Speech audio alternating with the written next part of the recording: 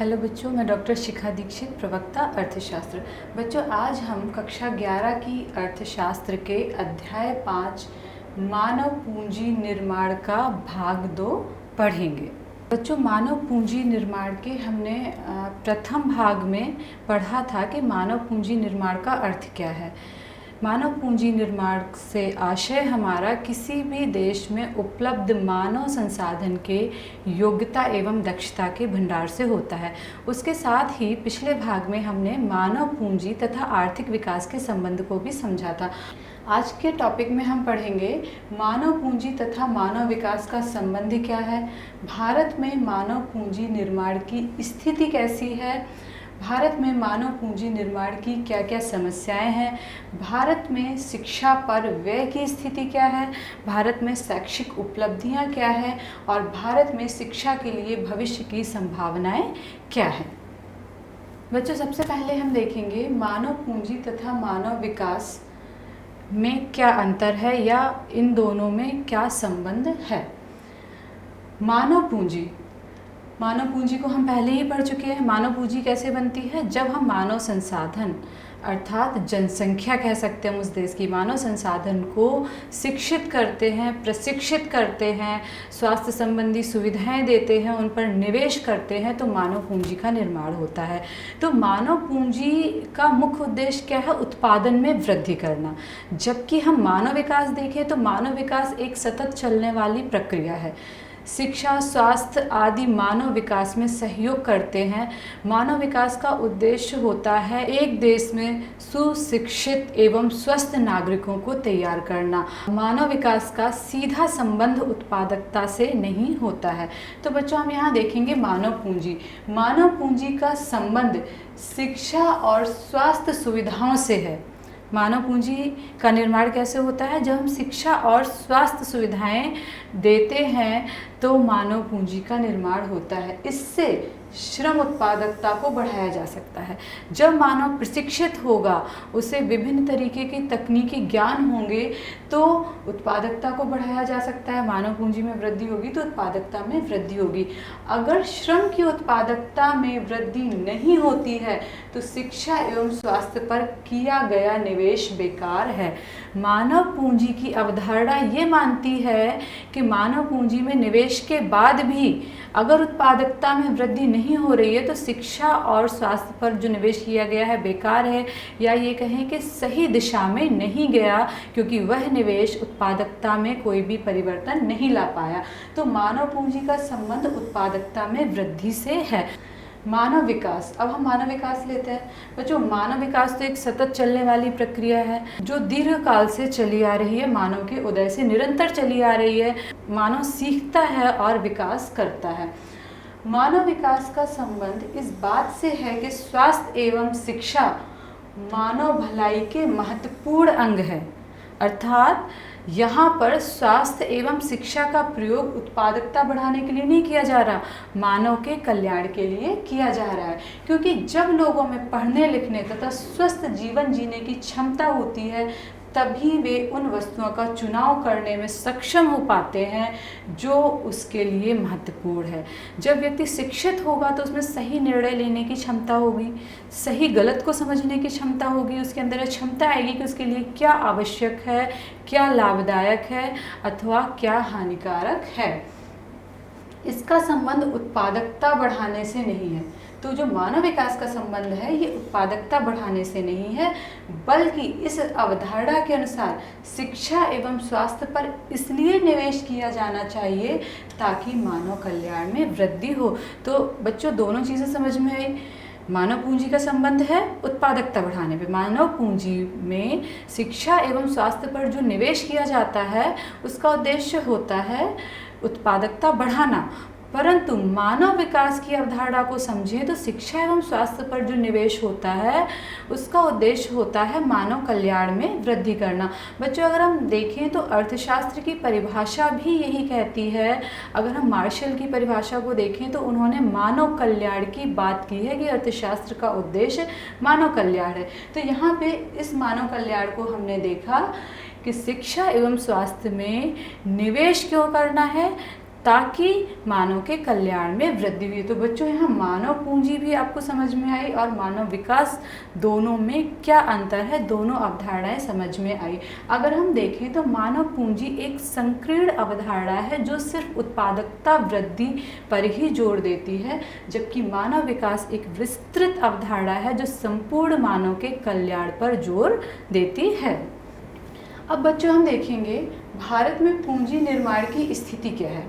भारत में पूंजी निर्माण की स्थिति हम दो बिंदुओं के अंतर्गत समझेंगे, भारत में शिक्षा और भारत में स्वास्थ्य।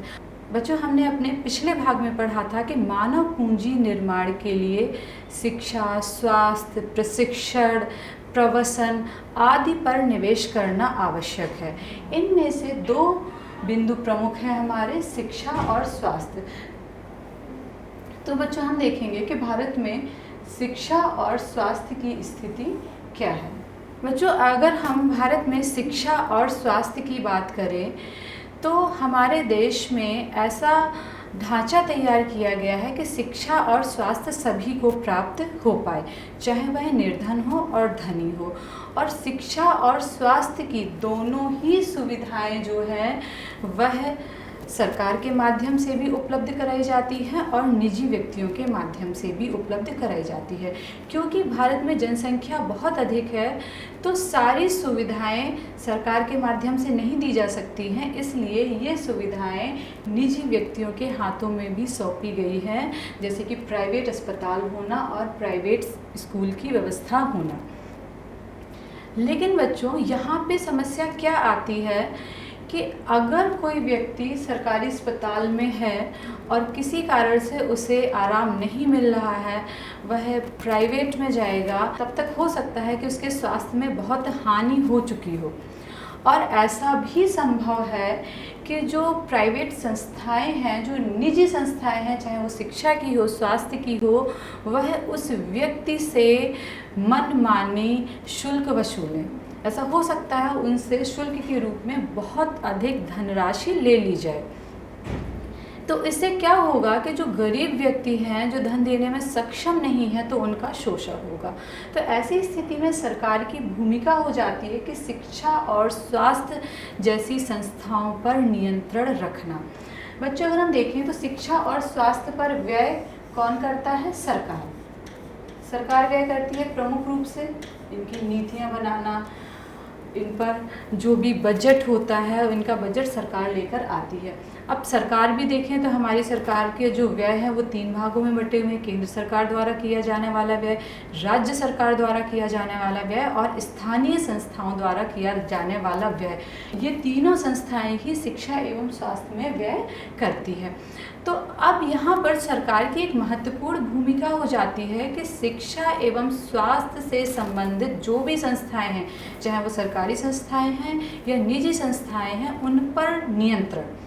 क्योंकि जैसा कि अभी हमने पढ़ा, अगर नियंत्रण नहीं होगा तो हो सकता है निजी संस्थाएं इतनी ज़्यादा शुल्क ले कि एक व्यक्ति उतने शुल्क देने में सक्षम ना हो। तो यहाँ पर सरकार का नियंत्रण होना आवश्यक है, अन्यथा निजी संस्थाओं का एकाधिकार हो सकता है। तो अब सरकार नियंत्रण करती है। सरकार ने नियंत्रण के लिए कुछ संस्थाएं बना रखी हैं, जैसे शिक्षा विभाग है जो शिक्षा संबंधी संस्थाओं पर नियंत्रण रखेगा, जो और दूसरी तरफ स्वास्थ्य विभाग है जो स्वास्थ्य संबंधी संस्थाओं पर नियंत्रण रखेगा। तो यहाँ पर अगर हम मानव पूंजी निर्माण के लिए देखें तो सरकार द्वारा बहुत सारे नियम बनाए गए हैं ताकि व्यक्तियों का शोषण ना हो सके, सभी को समान रूप में शिक्षा एवं स्वास्थ्य के अवसर प्राप्त हो सके। बच्चों अब हम शिक्षा और स्वास्थ्य से संबंधित देश की कुछ प्रमुख संस्थाओं की चर्चा करेंगे। सबसे पहले राष्ट्रीय शैक्षिक अनुसंधान एवं प्रशिक्षण परिषद, इसकी स्थापना 1981 में हुई थी। बच्चों इसे हम NCERT के नाम से जानते हैं और आप लोग बच्चों इस संस्था को जानते भी होंगे क्योंकि आपका जो सिलेबस है वो NCERT द्वारा ही बनाया गया है। इसका कार्य क्या है? यह विद्यालयी शिक्षा एवं परिषदीय जो प्राथमिक स्कूल की शिक्षा होती है उनके लिए सिलेबस तैयार करती है और आवश्यकता अनुसार राज्य एवं केंद्र सरकार के लिए नियम एवं दिशा निर्देश भी तैयार करती है। इसके बाद है विश्वविद्यालय अनुदान आयोग। इसकी स्थापना 1953 में हुई थी। इसे हम यूजीसी के नाम से जानते हैं। यूजीसी उच्च शिक्षा को बढ़ावा देती है। यह विश्वविद्यालय की शिक्षा के संबंध में कार्य करती है। विश्वविद्यालय शिक्षा के लिए नियम बनाना, उन्हें नियंत्रित करना, विश्वविद्यालय शिक्षा के लिए अनुदान देने का कार्य भी करती है तथा आवश्यकता अनुसार राज्य एवं केंद्र सरकार के लिए दिशा निर्देशन का कार्य भी करती है। अखिल भारतीय तकनीकी शिक्षा परिषद, यह तकनीकी शिक्षा को बढ़ावा देने का कार्य करती है। यह तकनीकी शिक्षा के लिए पाठ्यक्रम निर्धारित करना, पाठ्यक्रम में प्रवेश के लिए नियम बनाना, उन्हें अनुदान देना तथा नई तकनीकी शिक्षाओं का अनुमोदन करने का भी कार्य करती है।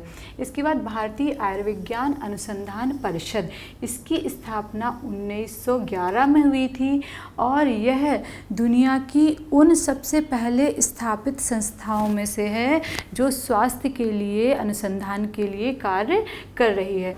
बच्चों, हम देखेंगे भारत में मानव पूंजी निर्माण की समस्याएं क्या क्या हैं।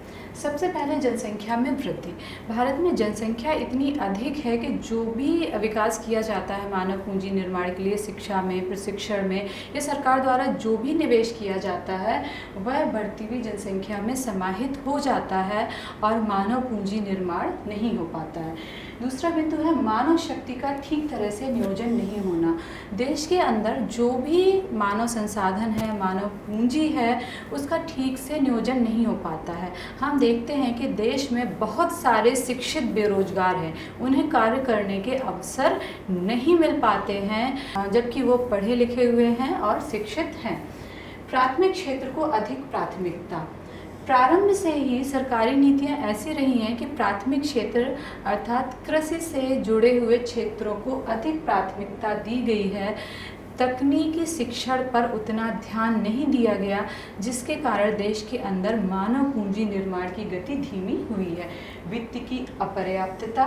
देश के अंदर वित्त भी बहुत कम मात्रा में उपलब्ध है, जिस कारण तकनीकी शिक्षा में बहुत अधिक खर्च नहीं किया जाता है और लोग प्रशिक्षित नहीं हो पाते। जब लोगों के पास तकनीकी शिक्षा का अभाव होगा तो मानव पूंजी निर्माण की गति भी धीमी हो जाएगी। मानव पूंजी में निवेश से दीर्घकाल में परिणाम प्राप्त होते हैं। बच्चों, मानव पूंजी में जो निवेश होता है उसके परिणाम तात्कालिक नहीं होते हैं कि आज कोई भी निवेश किया और हमें महीने भर के अंदर उसके परिणाम दिखाई देने शुरू हो गए। मानव पूंजी निवेश एक दीर्घकालीन प्रक्रिया है। मानव पूंजी निर्माण धीमे धीमे होता है, तो जब उसमें निवेश किया जाता है तो उसके परिणाम हमें दीर्घकाल में आने शुरू होते हैं। जैसे कि अगर किसी देश में तकनीकी शिक्षा पर व्यय किया जा रहा है तो एक समय ऐसा आएगा जब वहाँ की अधिकांश जनसंख्या तकनीकी रूप से प्रशिक्षित होगी और वह देश उद्योग धंधों के क्षेत्र में नए उत्पादन और आविष्कार में विकास कर पाएगा। परंतु यह परिणाम तुरंत नहीं मिलेंगे, यह परिणाम कुछ समय बाद या दीर्घकाल में प्राप्त होंगे। क्षेत्रीय असमानता।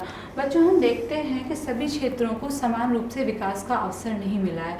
कहीं पर शिक्षा प्रशिक्षण पर बहुत ध्यान दिया जा रहा है तो किन्हीं राज्यों में बिल्कुल भी ध्यान नहीं दिया जा रहा है या बहुत कम ध्यान दिया जा रहा है। यही कारण है कि कुछ क्षेत्र बहुत अधिक आगे बढ़ चुके हैं, वहाँ पे पूंजी निर्माण बहुत अधिक है, वहाँ के लोग बहुत अधिक शिक्षित हैं और प्रशिक्षित हैं, और कुछ राज्य पूंजी निर्माण के क्षेत्र में बहुत पिछड़े हुए हैं। बच्चों, हमने देखा भी कि मानव पूंजी में निर्माण के लिए शिक्षा पर निवेश बहुत अधिक आवश्यक है। तो अब हम देखेंगे कि भारत में शिक्षा पर व्यय की स्थिति क्या है।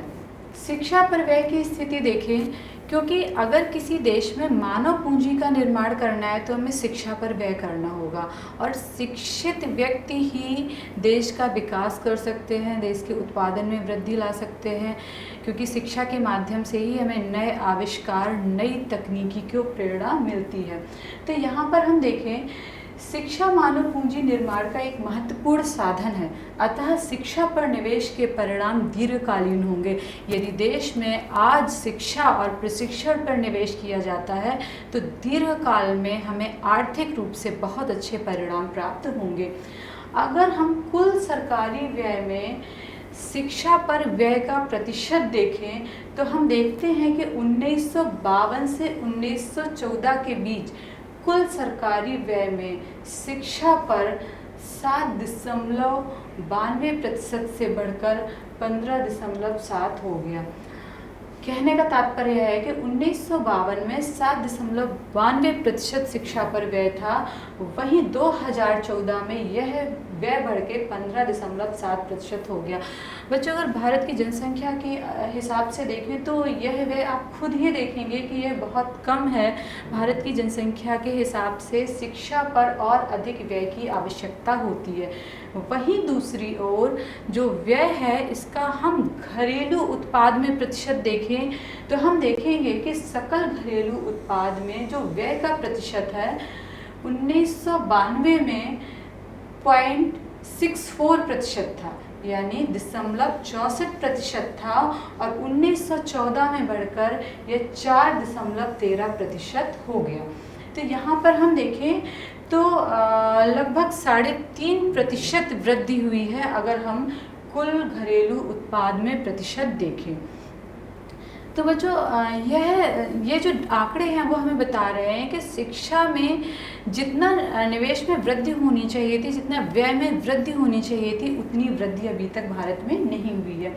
1964-65 में एक शिक्षा आयोग गठित हुआ था, जिसने कहा कि सकल घरेलू उत्पाद का 6% शिक्षा में व्यय होना चाहिए। यह आयोग 1964-65 में बना था और तब उसने कहा था कि शिक्षा में 6% व्यय होना चाहिए कुल घरेलू उत्पाद का, लेकिन 2014 में अभी 4.13% व्यय हो रहा है। इतने वर्षों बाद भी हम 6% शिक्षा पर व्यय प्राप्त नहीं कर पाए हैं। अगर वर्तमान परिस्थितियों में देखें तो शिक्षा पर व्यय कुल घरेलू उत्पाद में 6% से भी अधिक होना चाहिए, क्योंकि ये 6% का जो आंकड़ा है वह 1964 और 65 का है। तो इस प्रकार बच्चों हम देख रहे हैं कि जो शिक्षा पर व्यय है वह भारत में अभी भी बहुत कम है। इसके बाद देखते हैं कि भारत सरकार ने जो भी कर लिए जाते थे सभी केंद्रीय करों पर 2% का शिक्षा उपकर लगाना प्रारंभ कर दिया। तो इससे जो आय प्राप्त होती है वह शिक्षा के लिए सुरक्षित रखी गई है और इस आय को प्राथमिक शिक्षा पर व्यय किया जाता है। अगर हम विभिन्न राज्यों में शिक्षा पर व्यय की स्थिति देखें तो इसमें भी अंतर है। कुछ राज्य शिक्षा पर बहुत अधिक व्यय कर रहे हैं, वहीं कुछ राज्य शिक्षा पर बहुत कम व्यय कर rहे हैं। शिक्षा पर व्यय देखें तो 2014-15 में उत्तर प्रदेश में शिक्षा पर 7,613 रुपये व्यय किए गए हैं। यह व्यय प्रति विद्यार्थी व्यय है, अर्थात उत्तर प्रदेश में शिक्षा पर 7,613 रुपये प्रति विद्यार्थी व्यय किया जाता है। वहीं बिहार में देखें तो 2014-15 में 9,583 रुपये प्रति विद्यार्थी व्यय किया गया। इसकी तुलना में जब हम गोवा को देखते हैं, गोवा जो कि एक बहुत छोटा सा राज्य है उत्तर प्रदेश और बिहार की तुलना पे, तो यहाँ पर हम देखते हैं कि प्रति विद्यार्थी व्यय 67,041 रुपये है। तो बच्चों हम देखेंगे कि गोवा एक छोटा राज्य है, लेकिन उसका व्यय उत्तर प्रदेश और बिहार जैसे बड़े राज्यों की तुलना में बहुत अधिक है, और यह अंतर हमें वहाँ की सामाजिक परिस्थिति में भी देखने को मिलता है। उत्तर प्रदेश और बिहार में शिक्षा पर व्यय का प्रतिशत कम है, परिणाम स्वरूप यहाँ पे शिक्षा का स्तर भी निम्न है, चाहे वह प्राथमिक शिक्षा हो, उच्च शिक्षा हो या तकनीकी शिक्षा। और जो भी राज्य शिक्षा पर अधिक व्यय कर रहे हैं वहाँ पर शिक्षा का स्तर बहुत ऊंचा है और मानव पूंजी निर्माण भी बहुत अच्छा है। अब हम देखते हैं कि प्राथमिक शिक्षा और उच्च शिक्षा में व्यय में भी अंतर है। प्राथमिक शिक्षा में अधिक व्यय किया जाता है उच्च शिक्षा की तुलना में। उच्च शिक्षा में अभी भी उतना व्यय नहीं है जितने व्यय की आवश्यकता है, और यह मानव पूंजी निर्माण को बहुत अधिक प्रभावित करता है। प्राथमिक शिक्षा में व्यय की बात करें तो 2014-15 में सकल घरेलू उत्पाद का 1.82% व्यय किया गया, जबकि अगर हम उच्च शिक्षा में देखें तो सकल घरेलू उत्पाद का 0.66 प्रतिशत व्यय किया गया, अर्थात 1% भी व्यय नहीं किया गया। तो बच्चों, हमने भारत में शिक्षा पर व्यय को अलग अलग बिंदुओं के माध्यम से समझा और हमने पाया कि भारत में शिक्षा पर अभी भी जो व्यय है वह आवश्यकता से बहुत कम है। यही कारण है कि भारत में मानव पूंजी निर्माण भी धीमा है। बच्चों, अब हम भारत में शैक्षिक उपलब्धियां देखते हैं कि भारत में शिक्षा का स्तर कहां तक पहुंचा। बच्चों, 2011 के आंकड़ों के अनुसार भारत में वर्तमान में साक्षरता दर 74% है। इसे हम अलग अलग से देखते हैं, प्राथमिक साक्षरता कितनी है, प्रौढ़ साक्षरता कितनी है या युवा साक्षरता कितनी है। तो वयस्क साक्षरता 15 वर्ष से अधिक आयु वर्ग के साक्षर का प्रतिशत देखें तो पुरुष और महिला में अलग अलग देखते हैं। तो यह प्रतिशत 1990 में 62% था पुरुषों में, 2000 में 68%, 2011 में 79% और 2015 में 82% हुआ। अर्थात वयस्क पुरुषों में साक्षरता का प्रतिशत बढ़ा है।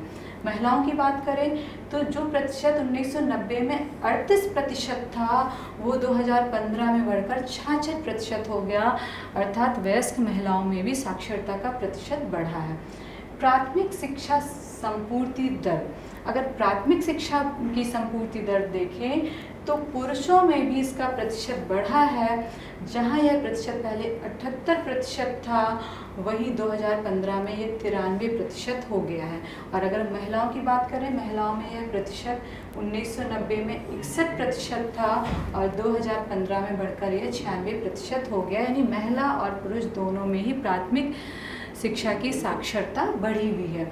अब जब हम युवा साक्षरता दर की बात करते हैं, 15 से 24 आयु वर्ग की जनसंख्या का प्रतिशत इसमें लिया हुआ है। तो पुरुष साक्षरता 1990 में 77% थी, 2000 में 80% हुई, 2011 में 90% और 2015 में 93% हुई। वही महिला साक्षरता की बात करें तो 1990 में 54% थी, 2000 में 65%, 2011 में 82 और 2015 में 90%। तो अगर हम शैक्षणिक उपलब्धि को देखें तो भारत में शिक्षा का स्तर बढ़ा है, चाहे वह प्राथमिक स्तर पर हो, वयस्क स्तर पर हो, दोनों ही स्तरों में शिक्षा के प्रतिशत में वृद्धि हुई है। महिलाओं के शिक्षा स्तर में भी वृद्धि हुई है और पुरुषों के भी शैक्षिक स्तर में वृद्धि हुई है। बच्चों, अब हम भारत में भविष्य की संभावनाएं देखते हैं कि मानव पूंजी निर्माण की भविष्य की संभावनाएं क्या हैं। बच्चों, हमने यहाँ पर एक चीज़ तो समझी कि मानव पूंजी निर्माण के लिए शिक्षा की बहुत अधिक आवश्यकता है। तो अगर हम भविष्य की संभावना देखते हैं तो सबसे पहला बिंदु है सबके लिए शिक्षा। शिक्षा सबके लिए होनी चाहिए। ऐसा नहीं है कोई निर्धन है तो वह शिक्षा नहीं ले सकता।